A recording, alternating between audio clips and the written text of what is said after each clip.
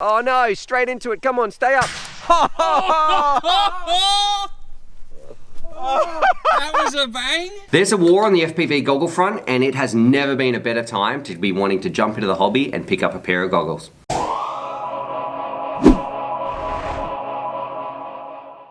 G'day, Stu from UAVfutures here, and today, well, besides I don't know what happened to my voice there, what we're checking out is these bad boys are right here, the Aomway v1s. They've just rocked up, and essentially, this is the best time we've ever had as a consumer to be in our hobby. There is options now. There's a battle between Fat Shark, Skyzone, and Aomway. They all want your dollars, and traditionally in the past, we've only ever had one manufacturer, Fat Shark, having a complete monopoly over the market, but now more than ever, the race is super close.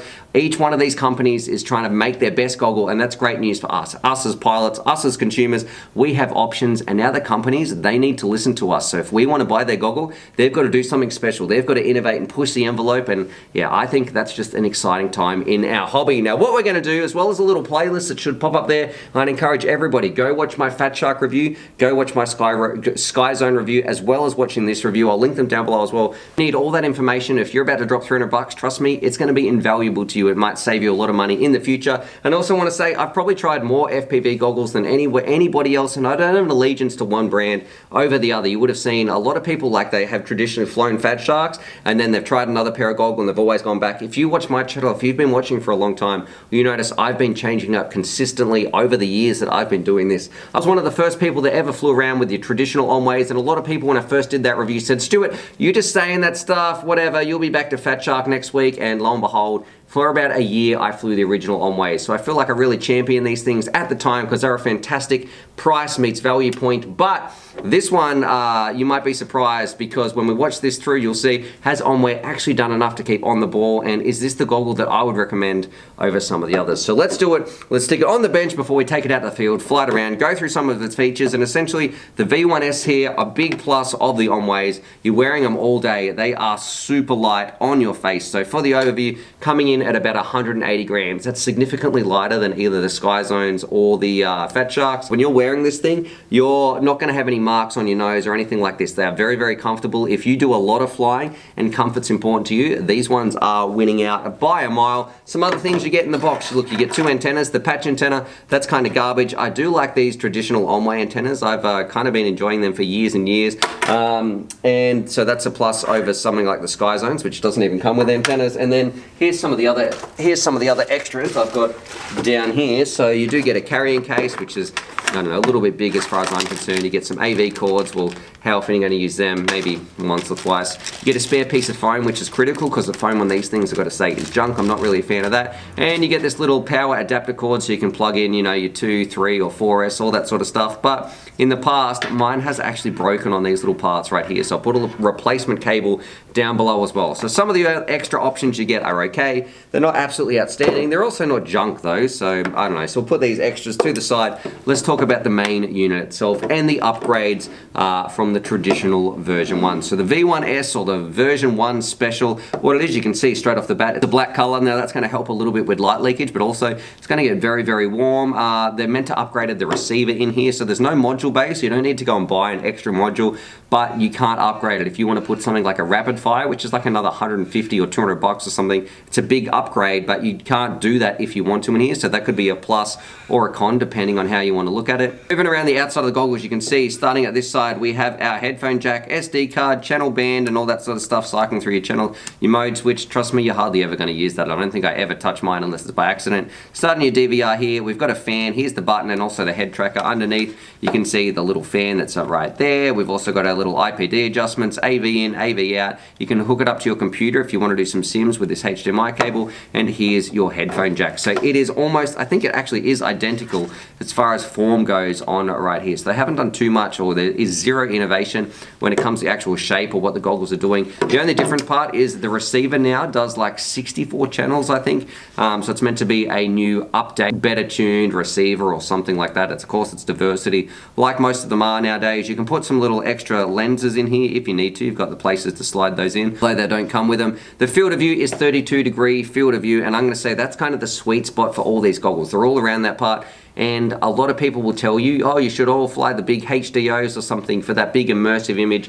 Yeah, it's big and immersive, but having the biggest picture is not always the best thing when it comes to racing. When you're racing, sometimes a smaller screen actually helps. You can really focus in on what you're looking at. You don't need to move your eyes around the screen, and that's what I found in my racing as well, where having the biggest screen, it's not always a plus when it comes, if you're specifically into racing and maybe freestyling. Bigger screens I find are more suited to wings and that sort of stuff. And also the resolution, I think is 854 by 480, but I'll put that on the screen. It's 16 by 9, so it's a wide screen. So if that's something you're interested in over something like the Fat Shark Attitude V5s, that is one difference, you know, plus or con. What do you think about that part? And that's kind of it on the bench. Like, it's not doing anything radically different from the traditional Aomways. And that's kind of where I'm a little bit upset with Aomways. I wish they had to push the envelope so much. They haven't really done too much since this, and that's kind of a little bit of a shame because Aomway was absolutely kicking goals with the original one, and this one, well, they upgraded the receiver, and is that it? Yeah, that's kind of all they've done. But that's it on the bench. This is the important part. Let's take it out to the field. Let's fly it around. We'll show you some DVR. We'll also do a DVR test and find out how much they've upgraded that receiver, or is it just hype with both of these recording at the same time, showing you the same images. We'll see what Crash Test Cal thinks, see what Jono thinks, see what Long Range Tony thinks, and pretty much give you some impressions so you can make an informed decision on, is this going to be the right goggle for you, or are you better off getting either the SkyZone O2Xs or the Fat Sharks? So let's do it. Go have some fun in 3, 2, 1. Right here, out here in the field, let's do it. The day of value goggles. We've had a look at some SkyZones, we've had a look at some Attitude V5s, and now coming in around the same price point, we've got the V1Ss. I'm a huge fan of Aomway. I feel like they were the first people into the market to really kick the door open to some competition. It used to be just Fat Shark. Then I started flying the Aomways, and I've changed up a bit recently. I've been trying a whole bunch of different goggles, but I'm excited now. This is what it's all at. It's all about value. Let's find out how well the V1Ss go. They've just upgraded the receivers in here. The screens seem pretty similar. We'll take them for a spin, see how they go, and hand them over to the other boys and find out, is this the right pair of goggles that you should be spending your money on? So let's do it. Have some fun. Rip it around. I've got my little Wind 5 right here from HDLSC. It's got a Ratel camera, so it should show up the colors beautifully. Let's do it, have some fun, and put this thing through its paces.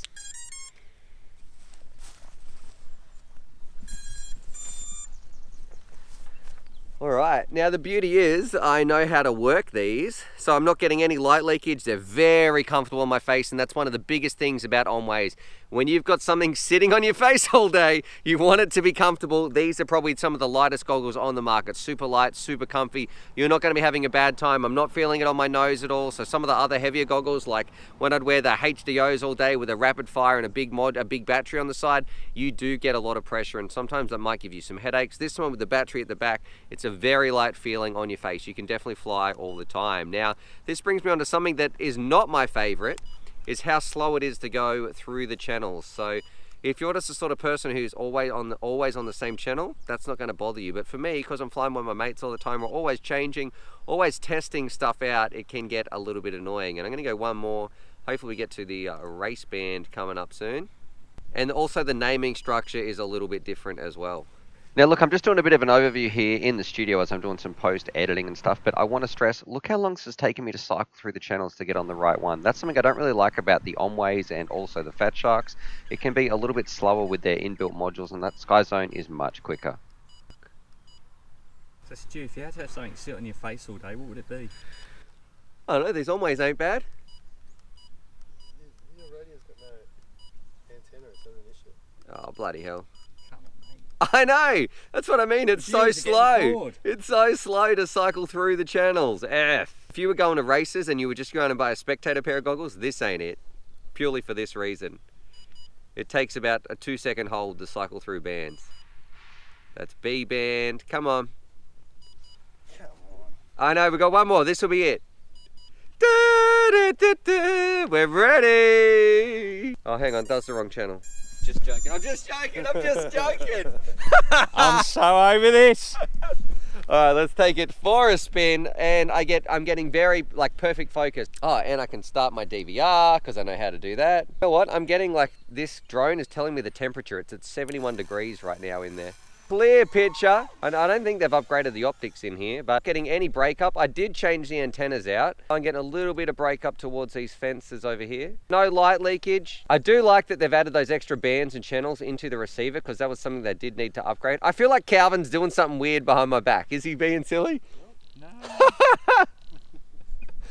So I'm just getting paranoid. That's what's happening. So yeah, I'm getting a little bit of breakup actually going behind some of these trees, probably more than when I was using the Sky Zones. And that's something I didn't really like in the original Aomways was as the newer goggles came out, you started to see just how many frames that the DVR dropped and how it wasn't always the best quality versus some of the new modules anyway. Oh no, straight into it. Come on, stay up. That was a bang. I can see that right there.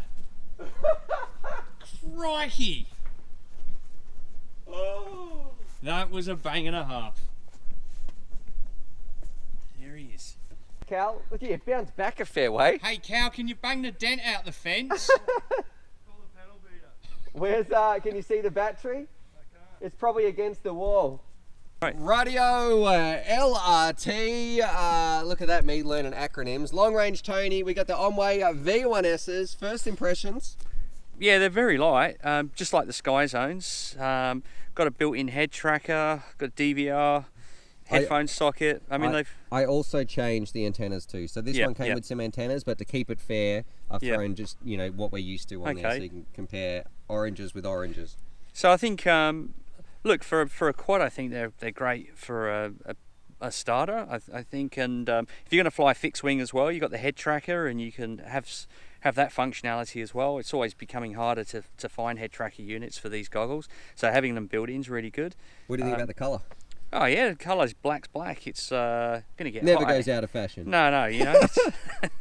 No, it's good. So should we put them on, go for a spin? Stick them on my head. So I've got unlike Stu, I've got a really narrow field of vision, but they actually go together quite well. In fact, a little bit beyond my narrowness. So they're good. I'm going to start your DVR for you too, man.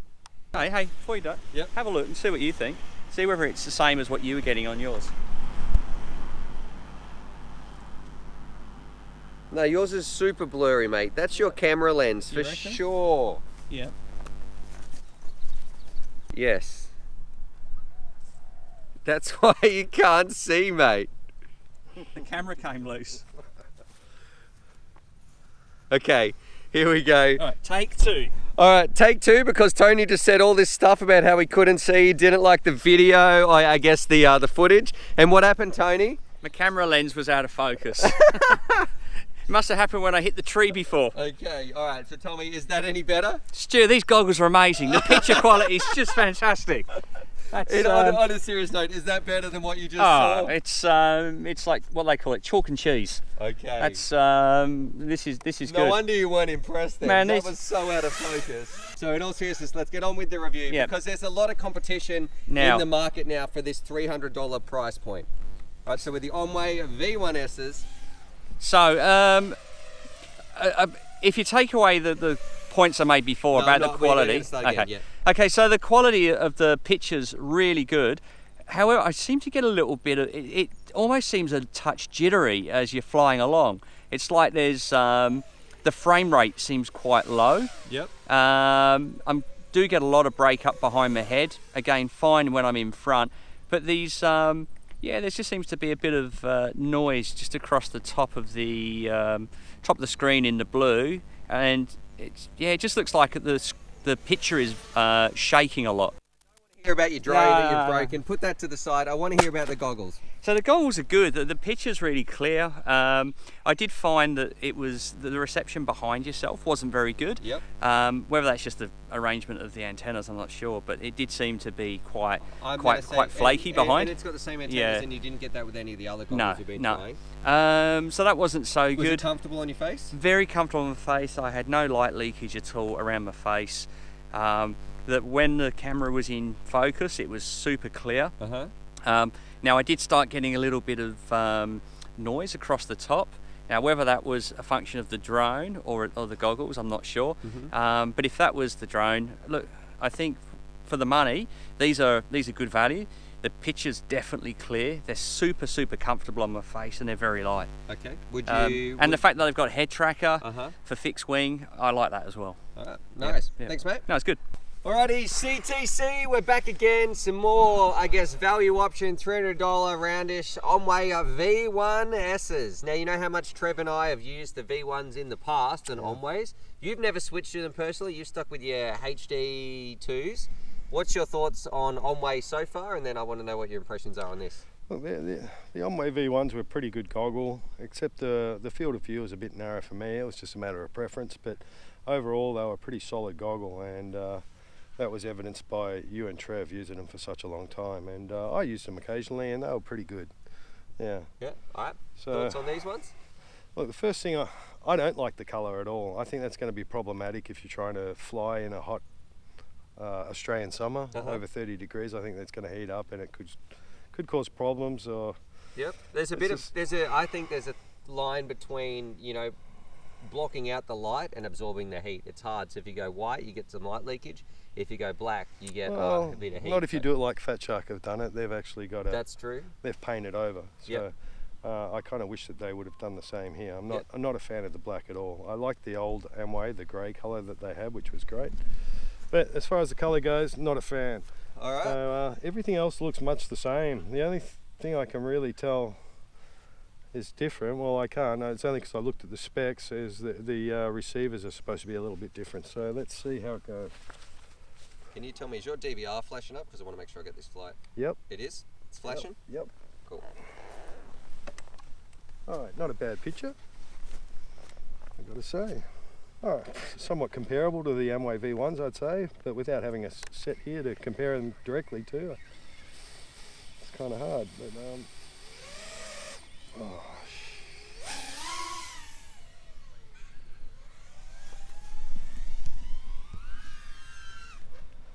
all right, they're not a bad goggle.